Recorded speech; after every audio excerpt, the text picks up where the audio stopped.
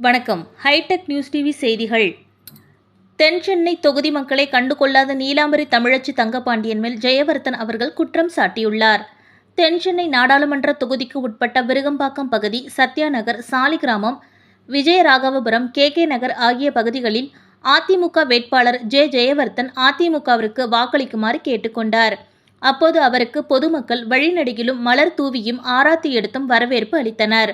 அவருடன் தென் சென்னை தொகுதி தேர்தல் பொறுப்பாளர் கோகுல இந்திரா, தென் சென்னை தெற்கு மேற்கு மாவட்ட செயலாளர் விருகை VN ரவி மற்றும் பகுதி செயலாளர், வட்டக்கழக செயலாளர்கள், மகளிர் அணியினர், பிற அணியினர் கலந்து கொண்டு வாக்கு சேகரிப்பில் ஈடுபட்டனர்.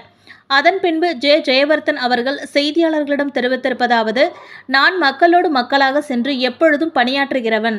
கடந்த 2014 அதிமுக MP-யாக இருந்த பொழுது புயல் வெள்ளம் பாதிப்புகளை நேரடியாக களமிறங்கி சென்று நிவாரணம் அளிப்பதற்காக உதவிகளை செய்து வந்தேன். தொகுதி மக்கள் எந்த நேரத்திலும் என்னை இலகுவாக அணுகக்கூடிய நிலை இருந்தது. ஆனால் இன்றைய திமுக MP-யும் வேட்பாளருமான தமிழச்சி தங்கபாண்டியன் அவர்கள் ஆணவ போக்குடன் நடந்து கொள்கிறார். அவருடைய அணுகுமுறை பொது மக்களையும் தாய்மார்களையும் முகம் சுளிக்க வைக்கிறது. ஆகவே தான் அவர் செல்லும் இடமெல்லாம் விரட்டி அடிக்கப்படுகிறார். அவர் மக்களுக்காக எதுவும் செய்யாத நீலாம்பரியாகவே தன்னை மாற்றிக் கொண்டிருக்கிறார். மக்கள் அனைத்தையும் பார்த்து கொண்டுதான் இருக்கிறார்கள். வருகின்ற நாடாளுமன்ற தேர்தலில் அதற்கான பதிலை அவர்கள் அளிப்பார்கள் என்று அவர் குற்றம் சாட்டினார்.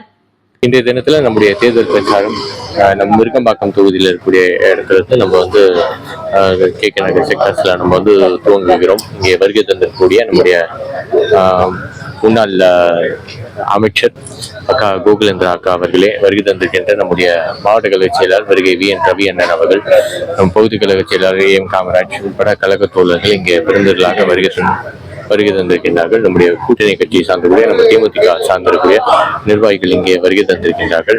அவருடைய SDPI கட்சியை சார்ந்திருக்கூடிய நிர்வாகிகள் இங்கே வருகை தந்த தோழமை கட்சியுடன் இணைந்து தேர்தல் பிரச்சாரத்தை இன்றைய தினத்து விநாயகர் கோயிலில் ஆரம்பித்து நம்ம வந்து துவங்க இருக்கின்றோம். நேற்றைய தினம் கூட திமுக நாடாளுமன்ற உறுப்பினர், திமுக சார்பாக போட்டியிடுகின்ற வேட்பாளர் ஆணவத்தின் உச்சியில கால் மேல காலை போட்டுக்கிட்டு வாக்காளர் பெருமக்கள் அப்படின்னு சொல்லிட்டு ஒரு பதிவு வந்து சொல்றாங்க. இது என்ன காமிக்கிறதுன்னு சொன்னா, எந்த அளவிற்கு ஆணவத்தின் உச்சியில ஒருத்தங்க உட்கார்ந்து எப்படி மக்களை அட்ரஸ் பண்ணன்றதுல தெரியாத, நாகரிகம் தெரியாத ஒரு நபர் அந்த பதவியில உட்கார வைத்தால் இப்படிதான் நடக்கும். 5 வருஷமா மக்களை பார்க்கல, மத்திய அரசாங்கிட்ட இருந்து நிதியை பெறல, எந்த வித திட்டத்தும் நிறைவேற்ற. ஆனா ஆணவம் மட்டும் பார்த்தீங்கன்னா உச்சியில பணிகள் 0. ஒரு மக்களுக்கு புயல் வெள்ளம் ஏதாவது ஏற்பட்டா ஒரு முன்னெச்சரிக்கை நடவடிக்கை எடுப்போம், அதுல எல்லாம் 0. ஆணவம் மட்டும் உச்சம். இங்க நம்ம வேலைச்சேரில் 2 தொழிலாளர்கள் கீழே உள்ள விழுந்து 2023 மான்டஸ் புயலப்ப விழுந்து ஒட்டுமொத்த குடும்பம் கிட்டத்தட்ட 60 பேர் மகளிர் சாலை ஓரமாக இருக்கக்கூடிய சூழ்நிலையில அவங்க 5 நாளா உள்ள விழுந்திருக்கக்கூடிய என்ன ஆயிட்டோ ஏதாயிட்டோ என்று தெரியாமல் இருக்கக்கூடிய நிலைமையில அது குறித்து, அதாவது கொஞ்சமாவது மக்களோட பிரச்சனைகளை புரிந்து கொள்ளும், அவங்களோட பிரச்சனை கேட்கணும். ஆணவத்தின் உச்சியில இருந்தா எப்படி கேட்பாங்க? எப்படி அவங்களுக்கு வேலை செய்ய வேண்டும் என்று நினைப்பார்கள். அந்த வகையில தான் 5 நாள் அவங்க வந்து என்ன ஆயிட்டோ ஏதாயிட்டோன்னு தெரியாத 50 பேர் 60 பேர் மகளிர் சாலை ஓரமாக இருக்கக்கூடிய சூழ்நிலையில கூட அவங்கள வந்து சென்று பார்க்கவில்லை. ஏன்னா ஆணவத்தின் உச்சி நம்ம எதுக்கு போய் பார்க்கணுங்க, நம்ம எதுக்கு இந்த பணியெல்லாம் பண்ணணும் அப்படின்ற ஒரு மெத்தன போக்கு, ஒரு ஆணவம், அதன் காரணமாக தான் அவங்களோட ஒட்டுமொத்த நடவடிக்கை 5 வருஷமா எந்த விதத்திலும் நாடாளுமன்ற தொகுதி சார்ந்திருக்கக்கூடிய பணிகளுக்கு அவர் செய்யவே இல்லை. இதனால்தான் எல்லா இடத்துக்கும் போகும்போது பாத்தீங்கன்னா மக்கள் விரட்டை அடிக்கக்கூடிய ஒரு அந்தந்த ஊர்ல வந்து இருக்கக்கூடிய பெரியவர்கள், அந்த ஊர் தலைவர்கள் பாத்தீங்கன்னா அவங்க தீர்மானம் போடுறாங்க, வேட்பாளர் உள்ள வரக்கூடாது. 5 வருஷமா அவங்க இங்க வரவே இல்லை.